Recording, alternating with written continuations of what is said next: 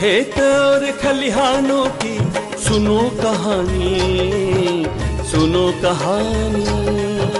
खेत और खलिहानों की सुनो कहानी, सुनो कहानी।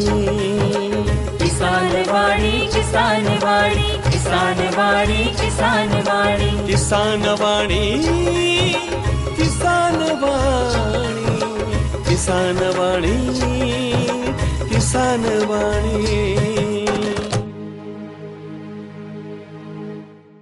इस कार्यक्रम के प्रायोजक हैं कृषि एवं किसान कल्याण मंत्रालय, भारत सरकार। कार्यक्रम किसान वाणी में सब भैया बहनों को अपने भैया हेडलपाल सिंह और अपने भैया सुरेंद्र की राम राम। और सुनाओ भैया, क्या हाल चाल है तुम्हारे? हाल चाल बिल्कुल भैया ठीक हैंगे और खेती बाड़ी को काम काज भी इस समय ठीक ठाक चल रहा हुआ, लेकिन एक समस्या आ रही है। कौन सी समस्या आएगी भैया? आजकल आप देख रहे हैं कि जो जलवायु परिवर्तन है, बाकी प्रभाव हम पे ही ना है, इस प्रकृति पे भी पड़ रहा है, मौसम पे भी पड़ रहा है। और भैया देखो, जब जलवायु परिवर्तन होता है ना, तो खेती पे भी उसको प्रभाव पड़ जाता है। इस समय बरसात को मौसम चल रहा है।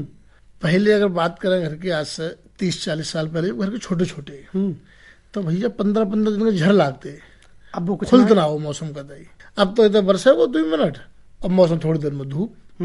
तो जो खेतियों को नुकसानदायक है, जानवरों को नुकसानदायक है और हमारे लिए नुकसानदायक है। सही बात है भैया। अत्यधिक वर्षा, तापमान में वृद्धि और कीटों को प्रकोप, ये सब समस्याएं भी देखने को मिलते हैं। आजकल आप देख रहे हैं अन्य राज्यों में बाढ़ को बहुत ज्यादा प्रकोप चल रहा है, जबकि हमारे उत्तर प्रदेश में वर्षा हो ना पा रही, वर्षा ना हो पा रही। तो ये सब मौसम की अनियमितताएं हैं। तो इसके लिए भैया जिम्मेदार कहीं ना कहीं हम ही और आप लोग हैं। बिल्कुल। आजकल आप देख रहे हैं कि वृक्षों को जो कटान है वो दिन पर दिन हो रहा है, जंगल अब रहे ना, तो इस कारण से मौसम परिवर्तन तो होगा। तो जब जलवायु परिवर्तन हो तो ये खेती पर भी उसको असर पड़ेगा। बिल्कुल। और खेती पर असर ना पड़े, जाके ले हमारे किसान भैया बहन क्या करें, पेड़ पौधे जरूर लगावे। और जो जलवायु परिवर्तन है वो हम कहीं ना कहीं पेड़ पौधे लगावेंगे ना, तो कुछ ना कुछ अंश उनको एक दान के रूप में, प्रकृति के रूप में चलो जाए। बिल्कुल सही बात है। तो भैया बातें तो अपने भैया बहन से और भी करेंगे, कार्यक्रम में एक सवाल पूछ लें अपने भैया बहन से। पूछो भैया, कौन तो सवाल लेकर आए हो आज? आज हम सवाल लेके आए हैं, फसलों को मुख्य रूप से कितने पोषक तत्वों की आवश्यकता होती है? यानी कि जो हम फसल पैदा कर रहे हैं वो क्या चीज जरूरी है। बहुत अच्छा सवाल लेकर आए हो आप। और जब सवाल को मिलान हम अपने भैया बहन से कार्यक्रम के अंत में कराएंगे, जब तक बेहू जो सवाल के उत्तर को ढूंढ कर आएगा। बिल्कुल सही बात है। और देखो, आज सुरेंद्र भैया दिन है मंगलवार। आज के दिन हमारे सब भैया बहनों को बेसब्री से इंतजार रहता है कार्यक्रम हेलो किसान को। तो भैया हेलो किसान को आज विषय है मिट्टी की जांच कब और कैसे, और विशेषज्ञ हैं श्री महाराज सिंह, जो लैब टेक्नीशियन है नवाबगंज बरेली से। और इसकी प्रस्तुति है मिथिलेश श्रीवास्तव की, और प्रस्तुति सहयोग है हमारे भैया हैडल पाल सिंह। तो शुरू करें कार्यक्रम? हाँ भैया शुरू करो। देखते पहले किस भैया का फोन आ रहा हो। हेलो किसान में हमारे सभी किसान भाइयों का बहुत बहुत स्वागत है। आज कार्यक्रम में हमारे साथ हैं विषय विशेषज्ञ श्री महाराज सिंह। आप लैब टेक्नीशियन नवाबगंज बरेली से हैं और आज कार्यक्रम में हमारी बातचीत का विषय है मिट्टी की जांच कब, क्यों और कैसे। इस विषय पर विस्तार से आपको जानकारी देंगे। कार्यक्रम में एक हमारे अन्नदाता किसान भाई भी जुड़ चुके हैं। हेलो किसान। हेलो किसान जी, हमारे कौन अन्नदाता बोल रहे हैं, कहाँ से बोल रहे हैं? जी, हम बंटी भाई पंजाब से बोल रहे हैं, ग्राम कचरा कला से। जी बंटू भाई, क्या पूछना चाहेंगे आज? जी सर, हम ये जानकारी लेना चाह रहे हैं मिट्टी की जैसे जांच जो है वो हम कब और कैसे करवा सकते हैं। जी, आपने बहुत अच्छा सवाल पूछा है। महाराज सिंह जी बताइए, कैसे कराएं मिट्टी की जांच हमारे किसान भाई? जी नमस्कार जी। सबसे पहले तो मैं बताना चाहता हूँ, आपने बहुत अच्छा क्वेश्चन पूछा है कि मिट्टी की जांच कब और क्यों और कैसे कराएं। पहले तो एक क्वेश्चन है कि मिट्टी की जांच क्यों कराते हैं। तो मिट्टी की जांच इसलिए आवश्यक है कि हमें मिट्टी का हेल्थ के बारे में पता चलता है। तो आपका जो क्वेश्चन है कि मिट्टी की जांच कब कराएं, जो मिट्टी के सैंपल कलेक्शन करने के लिए हमें निम्न बातों का ध्यान रखना चाहिए। फर्स्ट ये है कि हम जब क्रॉप लगाते हैं उससे 1 मंथ पहले, कोई भी फर्टिलाइजर डालने से पहले, ऑर्गेनिक खाद डालने से पहले हमें सॉइल सैंपल कलेक्शन करने चाहिए। सैंपल कलेक्शन करने के समय हमें निम्न बिंदुओं का ध्यान देना चाहिए। फर्स्ट कि हमारे जहाँ से भी हम सैंपल कलेक्शन करेंगे उस जगह में मतलब कोई भी वृक्ष नहीं होना चाहिए। कोई भी पानी वानी कंटिन्यू नहीं भरा होना चाहिए। और दूसरा है कि हमारा खेत कितना बड़ा है। अगर फॉर एग्जांपल अगर ज्यादा ही बड़ा खेत है तो हम 15 से 20 जगह सैंपल लेते हैं जिग-जैग मेथड में, और अगर हमारा खेत छोटा है तो 10 से 12 जगह पे हम सॉइल सैंपल कलेक्शन करते हैं। जी डॉक्टर, मैं यहाँ पर ये जानना चाह रहा हूँ, जैसे 1 एकड़ अगर हमारा खेत है जी जी जी, तो हम उसमें सैंपल कितनी जगहों से हम ले सकते 1 एकड़ का खेत है अगर, तो आपका उसमें आप 10 से 12 जगह सैंपल को कलेक्ट कर सकते हैं।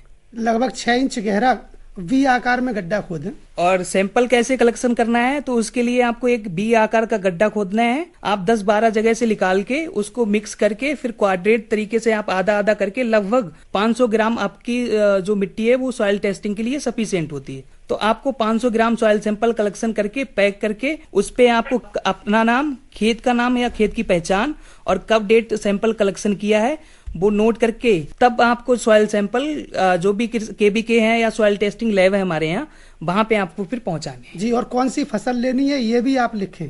बिल्कुल बिल्कुल सर, आपको रिपोर्ट मिल जाएगी और अपनी रिपोर्ट के अनुसार ही अपने खेतों में उर्वरक डालें। हाँ, जब आपको रिपोर्ट मिलेगी तो उसमें आपके सॉइल में दिया होगा आपकी मिट्टी में कि कितना अवेलेबल नाइट्रोजन, फास्फोरस, पोटास है, कितना माइक्रोन्यूट्रिएंट अवेलेबल है, एंड इसके साथ ही आपको पता चलेगा कि आपकी सॉइल का पीएच क्या है, आपकी सॉइल में ऑर्गेनिक मैटर क्या है। जी, बहुत बहुत धन्यवाद फोन करने के लिए। धन्यवाद। हेलो किसान। हेलो किसान जी, हेलो किसान में आपका फोन लगा है। कौन अन्नदाता भाई बोल रहे हैं, कहाँ से बोल रहे हैं, अपना परिचय दीजिए। हम जिला बदायूं, ग्राम विजयनगर से ठाकुर मुन्ना सिंह कठेरिया बोल रहे हैं। जी, आप तो हमारे नियमित श्रोता हैं। कैसे हालचाल है आपके? बहुत बढ़िया हालचाल है सर, आपकी दुआओं का सर है। जी, आज हमारा विषय है मिट्टी की जांच कब, क्यों और कैसे। जी हाँ, बहुत अच्छा विषय है। और विषय विशेषज्ञ है कार्यक्रम में हमारे साथ श्री महाराज सिंह। आप लैब टेक्नीशियन हैं नवाबगंज बरेली से। पूछिए, आपका क्या सवाल है आज मुन्ना सिंह जी? हमारा भी यही सवाल है कि हमारा 2 एकड़ खेत खाली पड़ा है मक्का की, उसमें मक्का कट गई जी, अभी जुता नहीं है, तो उसकी खेत की मिट्टी की जांच किस तरह से कराएं हम? जी, बहुत अच्छा सवाल आपने पूछा है, कैसे कराएं? धन्यवाद जी, आपका बहुत बढ़िया क्वेश्चन है। आपका मक्का कटा हुआ कितना दिन हो गया? मक्के की फसल कितने दिन हो गए कटे हुए? मक्के कटे हुए होने के बाद 8 दिन। 8 दिन, तो बहुत अच्छा टाइम है आपके लिए। आप नेक्स्ट क्रॉप कब लगाएंगे, नेक्स्ट फसल कब लगाएंगे उसमें? अब उसके बाद लहा बोया जाएगा। अच्छा, तो अभी आपका टाइम है सॉइल सैंपल कलेक्शन का। जब आपकी फसल पक के कट जाती है उससे 15 से 20 दिन के बाद आप उसमें 2 एकड़ का खेत है तो कम से कम 20 जगह सैंपल कलेक्शन करेंगे आप, और 20 जगह मिट्टी के सैंपल कलेक्शन करेंगे। उसके लिए आपको बी आकार का एक गड्ढा बनाना पड़ेगा, और आप अगर लहा सरसों लगा रहे हैं, तिलहनी फसल है, तो आप 15 सेंटीमीटर लगभग 6 इंच आप उसकी मिट्टी निकालेंगे, और एवरी 15 से 20 जगह आप निकालेंगे। पहले मिक्स अच्छे से मिक्स करने के बाद जब तक आप करेंगे जब तक 500 ग्राम सॉइल सैंपल आपका मिट्टी का सैंपल ना रह जाए। जब 500 ग्राम आपका सैंपल हो जाएगा तब उसमें आप एक पॉलीथीन में पैक करके उसमें आप अपना नाम, जो भी पिछली फसल थी उसका नाम, और जो आगे फसल लगा रहे हैं उसका नाम, और जो सैंपल जब आपने जो डेट पे कलेक्शन किया है वो, और खेत की पहचान, ये टैग करके उस पे लिख के और आपको लैब में ले जाना है एनालिसिस के लिए। जी, इस तरीके से आप मिट्टी की जांच करा सकते हैं। और कोई भी फसल बोने से पहले अगर हम मिट्टी की जांच करा लें तो हमें अपने खेत की मृदा की पता लग जाएगी कौन से पोषक तत्वों की कमी है। वैसे भी हमारे किसान भाइयों के लिए लगभग हर 3 साल में तो एक बार करा लेनी ही चाहिए। बिल्कुल बिल्कुल। जी हाँ, हमने मक्का बोने से पहले इसमें देसी खाद डाल दिया था। जी, मक्का बोने से पहले डाला है तो आप करा सकते हैं। देसी खाद डालना बहुत अच्छा है, क्योंकि जो देसी खाद डालते हैं वो उस सॉइल का न्यूट्रिएंट स्टेटस बढ़ाता है, उसके साथ ही सॉइल की फिजिकल, केमिकल और बायोलॉजिकल तीनों चीजें प्रॉपर्टीज इंप्रूव करता है। जी, इसलिए देसी खाद डालना बहुत ही अच्छा है, और एवरी 3 साल में उसको एक बार जरूर डालना चाहिए। और उसका मकेले जो अवशेष है उसी में पलटना चाहते हैं। हाँ, बिल्कुल रेसिडुएज, क्रॉप रेसिडुएज उसमें आप पलटेंगे तो और अच्छा रहेगा, क्योंकि आपके जो सॉइल है उसमें ऑर्गेनिक कार्बन ज्यादा बढ़ेगा। Organic carbon source of the nutrient, पोषक तत्व का न्यूट्रिएंट्स आपके उसमें बढ़ेंगे अगर आप उसको रिड्यूस उसी में आप करेंगे। जी, महाराज सिंह जी, इस समय अन्नदाता किसान भाई लाइन पे हैं। एक उनकी तरफ से मैं भी एक आपसे सवाल पूछ लेता हूं। सवाल ये है कि मुख्य रूप से जो आपकी मृदा लैब है वहाँ कौन कौन से पोषक तत्वों की जांच होती है? बिल्कुल सर, बहुत अच्छा क्वेश्चन है। हमारे यहाँ पे सर 12 पोषक तत्वों की जांच होती है। 12 पोषक तत्वों की जांच होती है। 12 पोषक तत्वों की जांच होती है, जिसमें पहले तो सॉइल की फिजिकल प्रॉपर्टीज, AC, pH, अच्छा, और ऑर्गेनिक कार्बन। जी, pH से हमें पता चलता है सॉइल अम्लीय है या एल्कलाइन है, जी, और क्षारीय है या अम्लीय है, और ऑर्गेनिक मैटर से हमें पता चलता है सॉइल की फिजिकल प्रॉपर्टीज क्या है जी। और इसके साथ ही ईसी से हमें पता चलता है इलेक्ट्रिक कंडक्टिविटी, जिसको विद्युत चालकता बोलते हैं कि सॉइल मृदा लवणीय है या नहीं है जी। अब और जो न्यूट्रिएंट में आ जाते हैं, जो मेन पोषक तत्व हैं, जो available nitrogen, available phosphorus and available potash, जी। ये मेन मुख्य हमारे पोषक तत्व हैं जिनका बहुत ज्यादा अमाउंट में पौधों को चाहिए जी। इनका जांच होता है। इसके साथ ही हमारा जो माइक्रोन्यूट्रिएंट है कैल्शियम, मैग्नीशियम, सल्फर, जी। जिसको सेकेंडरी न्यूट्रिएंट बोलते हैं या द्वितीय पोषक तत्व बोलते हैं जी। इनका जांच होता है। इसके साथ ही फिर माइक्रोन्यूट्रिएंट हो गया जिसमें जिंक, मैग्नीज, जस्ता और कॉपर। जी मुन्ना सिंह जी, बहुत बहुत धन्यवाद आपका फोन करने के लिए। धन्यवाद सर, आपने मिट्टी की जांच के बारे में उचित जानकारी दी, इसके लिए आपका धन्यवाद। अभी और भी हमारे अन्नदाता किसान भाई फोन कॉल्स कर ही रहे हैं, तब तक हम ये जान लेते हैं कि हमारे जो फसल होती है मुख्य रूप से कितने पोषक तत्वों की आवश्यकता होती है। जो हमारी फसल के लिए मुख्य रूप से 17 पोषक तत्व की आवश्यकता होती है जी। 17 में 17 एसेंशियल जो आवश्यक पोषक तत्व हैं। जी, कौन कौन से पोषक तत्वों को हमारे किसान भाइयों को देना पड़ता है और कौन कौन से प्रकृति से स्वयं मिल जाते हैं? जो हमारा कार्बन, हाइड्रोजन एंड ऑक्सीजन, जी। जो कार्बन हमें वायुमंडल, ऑक्सीजन हमें वायुमंडल द्वारा, जी। और कार्बन और हाइड्रोजन हमें हाइड्रोजन जल द्वारा हमें प्राप्त होता है, जी। और कार्बन हमें प्रकृति में जो हमारा ऑर्गेनिक मैटर है उसके द्वारा प्राप्त होता है। जी। अब जो किसान भाइयों को जो देने पड़ते हैं पोषक तत्व, वो स्पेशली नाइट्रोजन, फास्फोरस, पोटास है, जिंक और है। इसके साथ ही माइक्रोन्यूट्रिएंट और मैक्रोन्यूट्रिएंट, जी। जिसमें हमारा कैल्शियम, मैग्नीशियम, सल्फर हो गया। जी। इसके साथ जो माइक्रोन्यूट्रिएंट जिनका बहुत कम अमाउंट में पौधों को चाहिए, बट उनका रोल बहुत ज्यादा ही होता है, जी। उतना ही इंपोर्टेंस होता है जितना जो नाइट्रोजन, फास्फोरस का होता है। जी।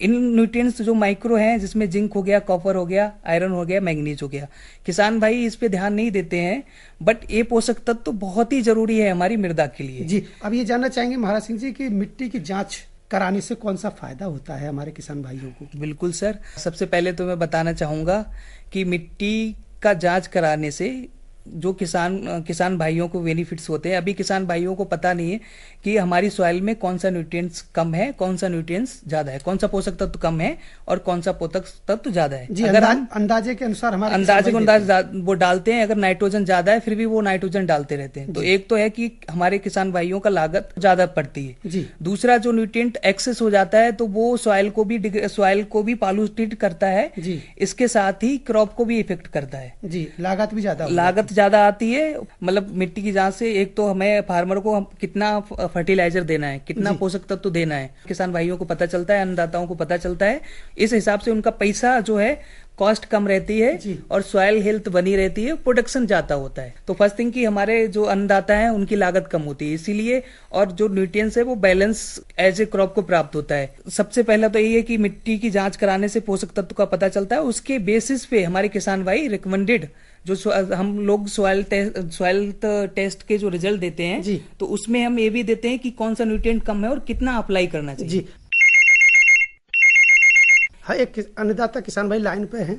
हेलो किसान जी, नमस्कार सर। नमस्कार जी, हेलो किसान में आपका स्वागत है। कौन किसान भाई बोल रहे हैं, कहाँ से बोल रहे हैं?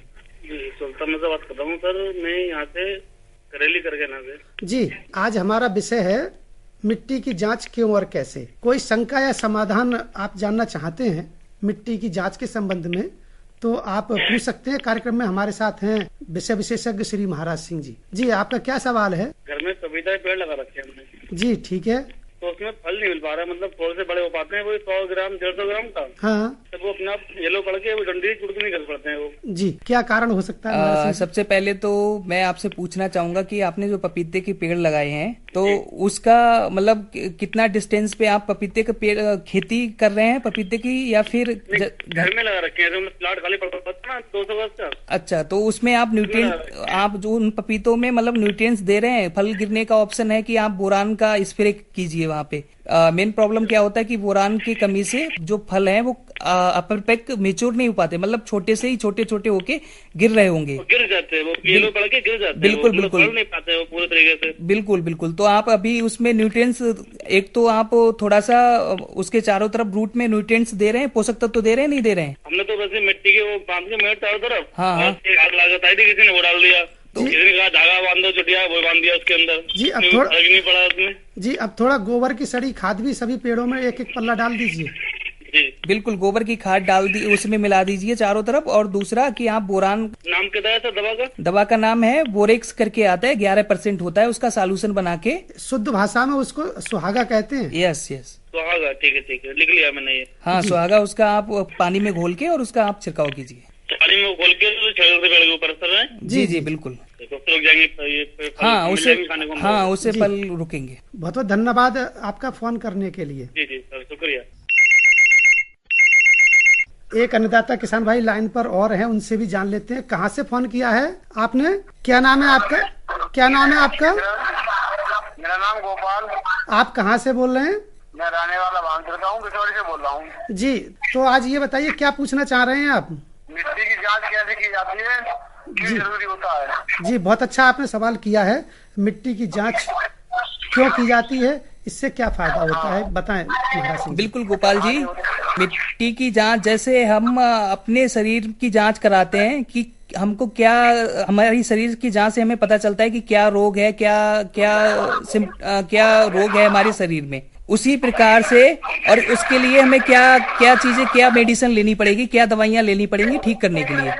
इसी प्रकार जो मिट्टी की जांच से हमें पता चलता है कि हमारी सॉइल में कौन से पोषक तत्व की कमी है, कौन से पोषक तत्व अधिक हैं, उन पोषक तत्व को कैसे हम पूर्ति करेंगे। आपका क्वेश्चन हो गया कि मिट्टी की जांच क्यों की जाती है। दूसरा, मिट्टी की जांच कैसे की जाती है। तो सबसे पहले तो आपको मिट्टी के जो नमूने हैं वो आपको इकट्ठे करने पड़ेंगे खेत से। आपका अगर खेत 1 या 2 एकड़ का है, वहां से 10-12 जगह से आप नमूने इकट्ठे कीजिए। बी आकार के शेप से बना के 15 सेंटीमीटर की मिट्टी आप लीजिए और उसको एक पॉलीथीन में पैक कीजिए। उसमें आप नाम डाल दीजिए कि पिछली, अपना नाम डालिए, खेत में कौन सा पहले क्रॉप थी उसका नाम डालिए, आगे आप कौन सी क्रॉप करेंगे वो नाम डालिए। इसके साथ आपने कब सैंपल कलेक्शन किया वो डेट डालिए, मिट्टी का नमूना कब लिया और खेत का नाम डालिए, कौन से खेत से लिया है।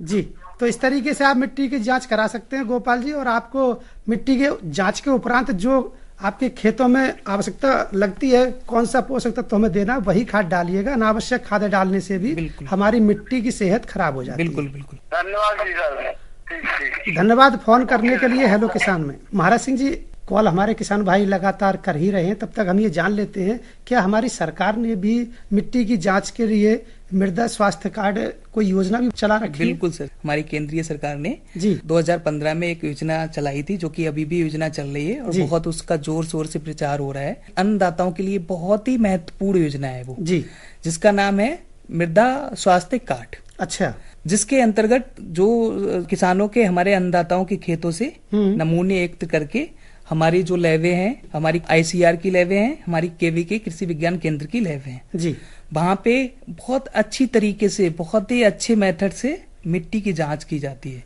जी, जिसमें हमारे किसान भाइयों के, मतलब हमारी सॉइल के 12 न्यूट्रिएंट्स के बारे में जानकारी दी जाती जी। है, कितना ज्यादा है कितना कम है जी। उसके साथ ही एक कार्ड बन जाता है। एक कार्ड बनता है। उस कार्ड पे सॉइल का जो फिजिकल प्रॉपर्टीज है, जी, केमिकल प्रॉपर्टीज है, उसमें भी दिया जाता है। और उसके साथ ही उस कार्ड पे जानकारी दी जाती है जी, कि हमारी सॉइल में कितना, मिट्टी में कितना न्यूट्रिएंट्स कमी है जी। और उसको कैसे पूरे करें, कितना क्या अमाउंट डालना है, जी। वो भी उस कार्ड पे दिया जाता है। पूरे दिशा निर्देश उस कार्ड पर अंकित होता है। उसके अनुसार ही हमारे किसान भाइयों को बिल्कुल, जो भी, खेती करने चाहिए। हाँ, जो भी क्रॉप लगाए हमारे किसान भाई, तो उस कार्ड से देख के उसमें जो पोषक तत्व का प्रबंधन है जी, उसके बेसिस पे करें, जिससे हमारे किसान भाइयों को कम लागत पे बहुत ज्यादा प्रोडक्शन मिलेगा और प्रोडक्ट क्वालिटी भी मिलेगी। चलते चलते हमारे अन्नदाता किसान भाइयों को क्या संदेश देना चाहेंगे? बिल्कुल सर, मैं अपने देश के अन्नदाताओं को उनसे कहना चाहूंगा कि से मिट्टी स्वास्थ्य बहुत ही जरूरी है। जी, मृदा की सेहत सुधारना बहुत जरूरी है। बिल्कुल सर, मिट्टी से हम अपना हेल्थ का, अपने स्वास्थ्य का ख्याल रखते हैं, समय समय पर चेकअप कराते हैं। बिल्कुल ऐसे ही हमारी मृदा का भी टेस्ट कराना चाहिए जी, जिससे किसान भाइयों को हमारी मृदा में क्या पोषक तत्व का कमी है जी, उसके बारे में जानकारी पता चलती है। और जो हमारे सॉइल में ऑलरेडी पोषक तत्व सफिशिएंट अमाउंट में है, तो वो न्यूट्रिएंट अगर उसको हमारे जो अन्नदाता हैं वो ना डाल के प्रोडक्शन एक बेहतर तरीके से ले सकते हैं, जिससे उनका जो पैसा है वो बचता है। जी, कहने का मतलब ये है कि हमारे किसान भाइयों को लगभग 3 वर्ष में एक बार मिट्टी की जांच अवश्य करा लेनी चाहिए। बिल्कुल सर, बिल्कुल सर। जिससे ये पता रहेगा कि हमारे खेतों में कौन से पोषक तत्वों की अधिकता हो रही है और कौन से की कमी है। जिनकी कमी है हम उन्हीं को डालें, जिससे हमारी सेहत भी सुधरेगी मृदा की और फसल उत्पादन भी हमको अच्छा मिलेगा और हमारी लागत भी कम आएगी। बिल्कुल सर, बिल्कुल। महाराज सिंह जी, आज आप कार्यक्रम में आए और आज बहुत अच्छे तरीके से हमारे अन्नदाता किसान भाइयों को बताया कि मिट्टी की जांच क्यों आवश्यक है और कहाँ करानी चाहिए, कैसे करानी चाहिए, किस तरीके से हमें सैंपल लेने चाहिए। आपका कार्यक्रम में आने के लिए और अपना महत्वपूर्ण समय देने के लिए आपका बहुत बहुत धन्यवाद। धन्यवाद सर, धन्यवाद। अभी हमारे भैया बहन सुन रहे हेलो किसान, विषय हो मिट्टी की जांच कब और कैसे। विशेषज्ञ श्री महाराज सिंह जो लैब टेक्नीशियन नवाबगंज बरेली से थे। प्रस्तुति थी मिथिलेश श्रीवास्तव की और प्रस्तुति सहयोग हमारे भैया हैडलपाल सिंह। हर जोखिम से निकल कर फसल आए, सुरक्षित हो जाए।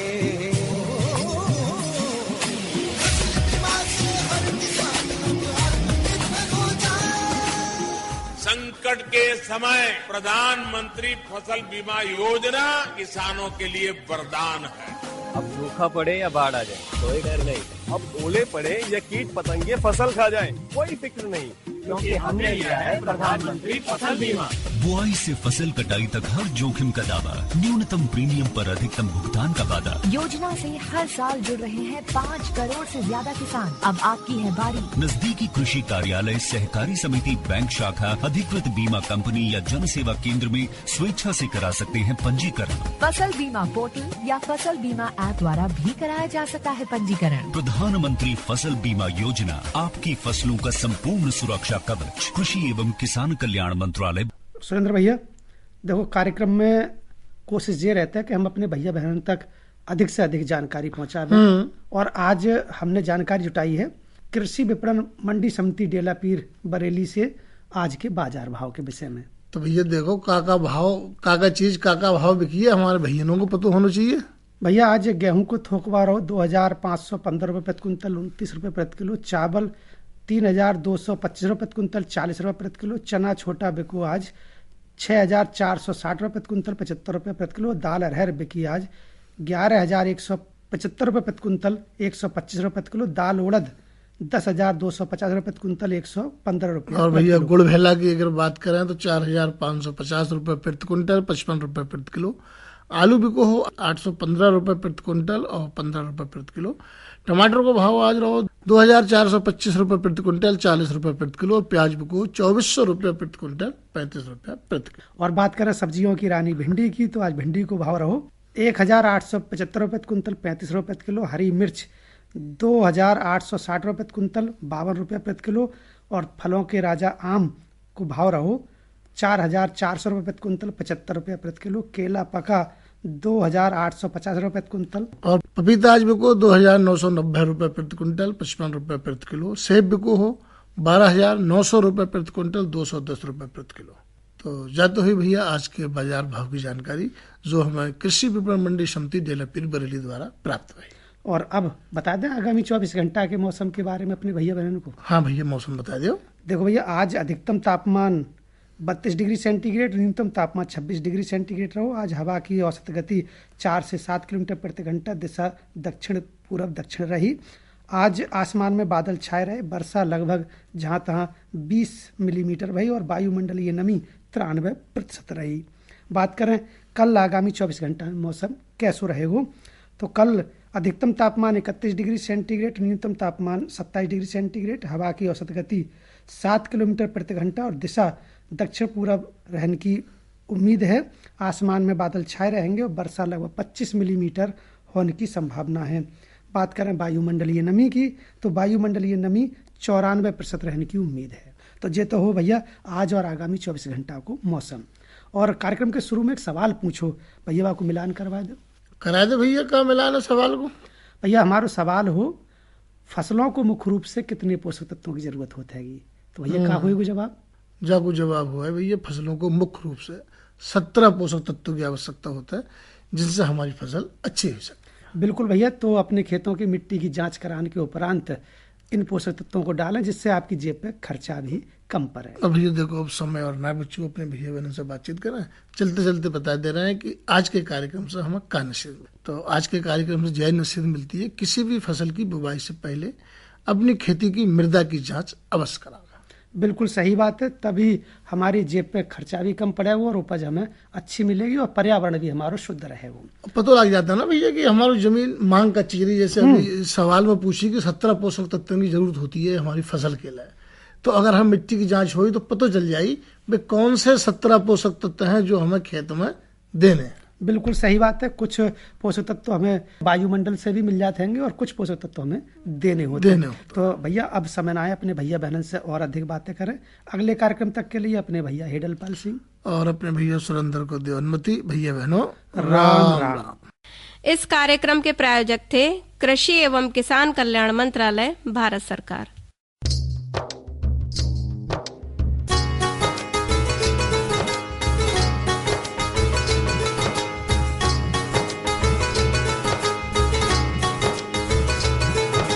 खेत और खलिहानों की सुनो कहानी, सुनो कहानी।